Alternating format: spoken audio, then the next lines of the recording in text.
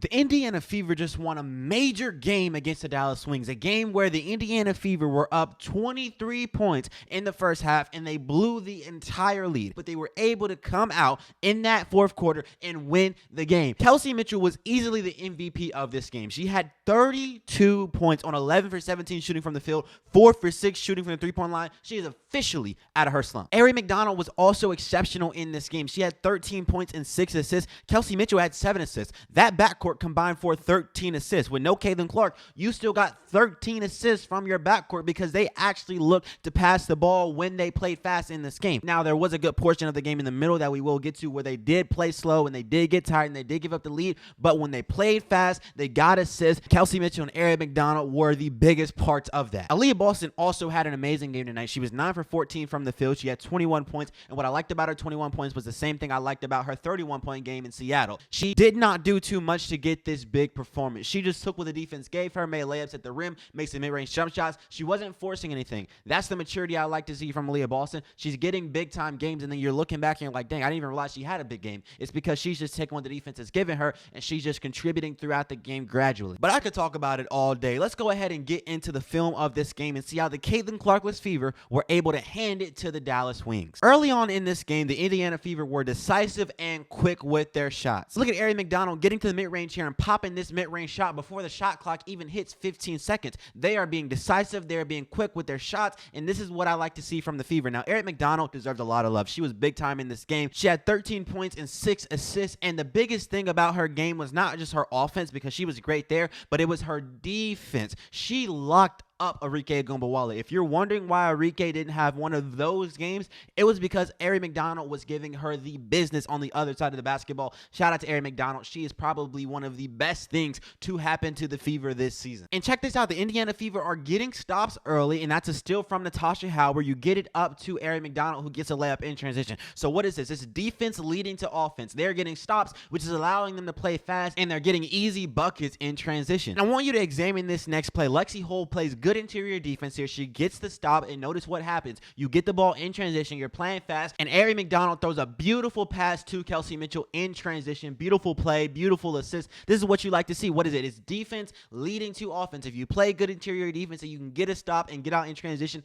good things are going to happen for this team. And this is more of the same. The Indiana Fever are able to get a stop on this play and run in transition, and they're able to find Lexi Hull wide open on the wing to hit this three-point jump shot. It's defense leading to offense. The Indiana Fever offense is only good when they're getting stops and able to get out in transition. This is why they were able to go up 23 points in this game. It starts with defense, leads to offense, and they just happen to be making a whole lot of shots in this game. And this is exactly why I liked Aaliyah Boston's game today. Look at her having the ball at the free throw line and noticing that there's a wide open lane, so she takes it and gets an easy wide open layup. It's nothing crazy. She's not forcing any shots. She's just taking what the defense gives her. When she notices she has a wide open lane, she takes it. If she gets the ball in the low post and has an open layup, she'll take it. That's her game, and I like the fact that she doesn't have to do too much to score a lot of points. And look at this right here. You got Natasha Howard finding Aaliyah Boston on the low post, and Aaliyah Boston makes an easy layup. She doesn't have to do much here. She just catches the ball when she's open, and she goes up with it. She has amazing touch around the rim, so she's going to make most of those layups. This is what I like to see from Aaliyah Boston. Once again, she's not doing too much to get these points. She's just taking what the defense has given her, and it's an easy 20 points. And Kelsey Mitchell was just on one today. Look at her getting on the wing here and just drilling this three-point jump shot. Once again, her shot is so pure, y'all. I have not seen a player with a better jump shot than Kelsey Mitchell in all of the WNBA, man. Her shot is beautiful. The mechanics are beautiful. It's like nothing but net every single time she pulls it. She is 10 times better when she's obviously not in a shooting slump. And she goes from a player that just shoots the ball a lot to a player that might be the best offensive combo guard in the WNBA. Her shot making ability is crazy, whether it be in the mid-range, whether it be in the lane, whether it be at the three-point line. She can do it all. And notice how on this play, Kelsey Mitchell puts the moves on this defender and gets down low into the paint instead of shooting a shot. That is a beautiful move from Kelsey Mitchell, and you notice how the defense can't really guard her. She can stop at any moment on a dime and shoot a mid-range shot or a three-point shot, so the defense has to stay on their toes, and she's so quick that it's really hard to predict what she's going to do.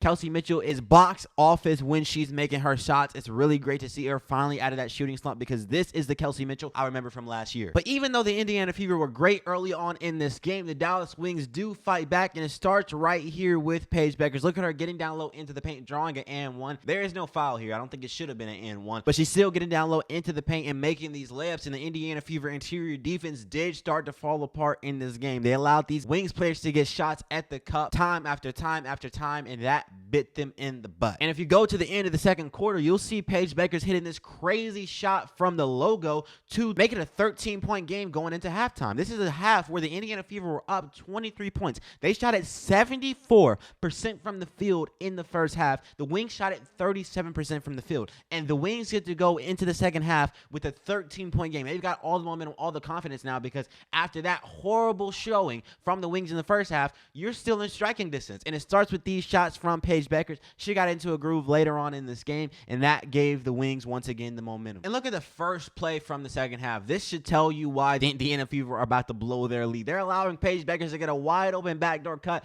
wide open layup at the cup. This is horrible defense from the Fever. They did not come out in this third quarter kicking. They did not come out with energy and effort. They came out slow, sluggish. They looked like they did not want to win for the majority of the second half, which is why it's way more impactful what they did at the end of the fourth quarter, cementing the victory. It shows them getting past the hurdle of being a bad second half team and rising to the occasion to get a win that you really needed. And this right here, once again, is how the Wings got back into the game. It's Paige Bueckers getting these mid-range shots. She got into a groove, man. She hesitated here, but she still made it. And when a player can hesitate and still make the shot, you know they're feeling it. Paige was feeling it in this game, and she is a really good player. I know people love to compare Paige Bueckers and Caitlin Clark, and it can get really toxic, but you can appreciate both players even if you might prefer one player. I'm obviously a Caitlin Clark fan, but I like Paige Bueckers too. She's a great player, and I want to see her succeed in the league, but she's got to be more aggressive. There are certain times in the game where Paige Bueckers just not looking to shoot the ball. She has to look to shoot the ball on every single possession. Be that player, be that superstar. That's going to help Paige Bueckers grow. But despite the fact that the Wings were fighting back in this game, Kelsey Mitchell was always the person to calm the storm. She was always hitting big shots like on this play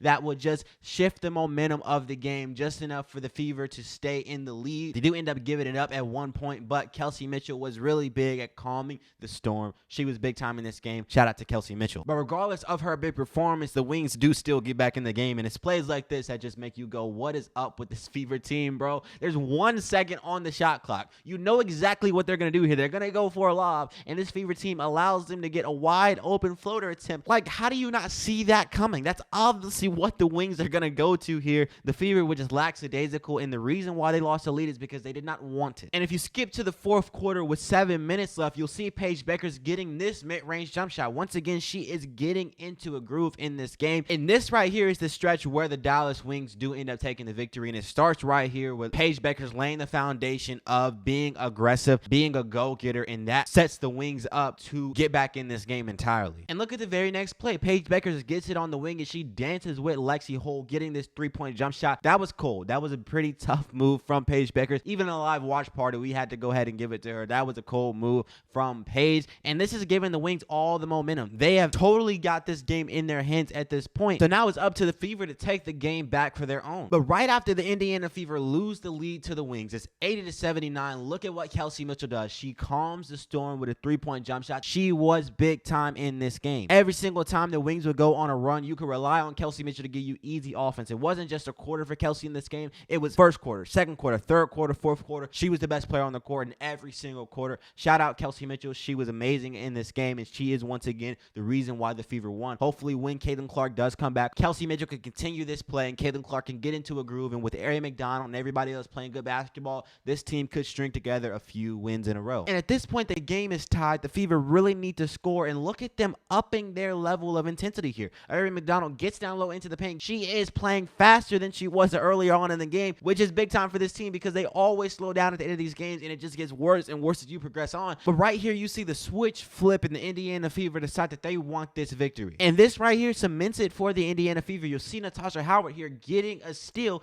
That leads to the Indiana Fever getting up the court, and Kelsey Mitchell zooming past the defense to get this layup at the cup and one opportunity. It starts with defense. They get a stop, which is something they were not able to do for the entirety of really the third quarter, and then they are able to get out in transition and get an easy layup at the cup. This is what I like to see from the Indiana Fever. They are upping their intensity level. They decided that they wanted to win this game, and it showed. And look at what happens off this free throw. Kelsey Mitchell does miss it, and the Dallas Wings do get the rebound, but the Fever get a steal. Notice how defense is causing all of this to happen, and what do they do on offense off of this defense? They are able to get down low into the paint. Easy pass to Natasha Howard. Big time floater shot to give the Fever a 6-point lead over the Wings. This is how how the Fever were able to win the game. It starts with getting stops, and then you get out in transition and make easy layups, attack the cup, and do exactly what you did earlier on in the game to win. The Fever were getting down low into the paint early on against the Wings. So look at what they're doing here later on. They're getting down low to the cup against the Wings, and it's working. And this final ridiculous shot from Natasha Howard cements the game. She had her moments in this game of trash,